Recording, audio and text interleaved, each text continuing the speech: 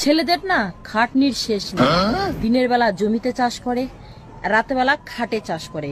এবার জমিতে চাষ না করলে ফসল আসবে না, আর খাটে চাষ না করলে বউ থাকবে না।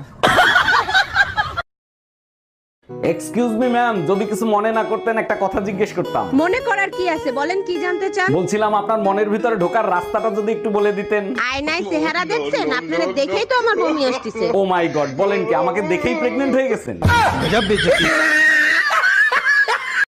তোর বয়স 20 বছর, বিয়ে করলে 80 বছরের একটা বুড়ো রে। হ্যাঁ করছি, তো কি হইছে? না কিছু হয় নাই, কি দেখে বিয়ে করছিস সেটা বল। এক হইলো মোটা ইনকাম, আর এক হইলো হাতে দিন কম। ও আচ্ছা। আরে ও গেদার বাপ, বলো গেদার মা। আচ্ছা পেতনি রাতে কেন বের হয়, দিনে কেন বের হয় না? আরে বোকা, পেতনি দিনের বেলা মেকআপ করে থাকে আর রাতের বেলা মেকআপ ছাড়া থাকে, তাই রাতের বেলা দেখা যায়। ও আচ্ছা, এই কি বললা তুমি?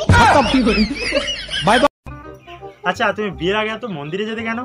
ভগবানের কাছে চাইতাম যাতে ভালো একটা স্বামী পাই।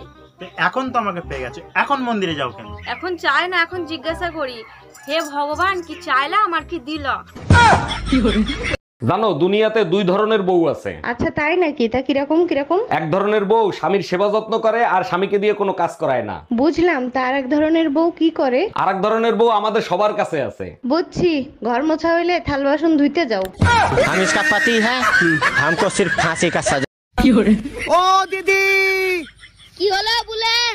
বলছি যে কুমড়ো ওজন করছেন ঠিক আছে, কুমড়োর বিচি ফেলি দিয়ে ওজন করেন, না হলে আমি কুমড়ো নিব না। এই খেপা, তোর যখন ওজন করে তোর বিচেখানা ফেল দিয়ে ওজন করে নাকি? হাজারে লয় যারা কোথাকার হট।